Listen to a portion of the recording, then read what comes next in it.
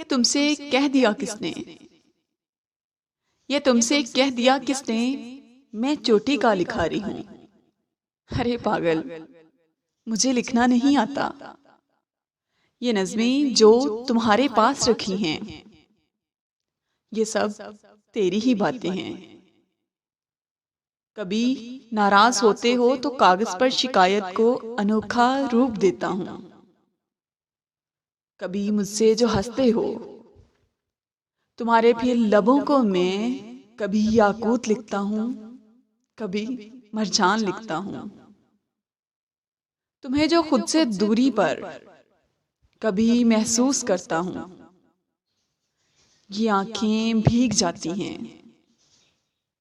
तो फिर अश्कों से लिखता हूं, तुम्हें आवाज देता हूं। मगर ये सब जो नज़में हैं, तेरी चाहत का सदका है। हकीकत तो यही है कि मुझे लिखना नहीं आता। यहाँ कुछ लोग ऐसे हैं जो चोटी के लिखारी हैं। उन्हीं को पढ़ के मैं जाना, कलम हरकत में लाता हूँ, तुझे दिल से बुलाता हूँ। मैं शायर भी नहीं कोई, न मैं अफसाने लिखता हूँ।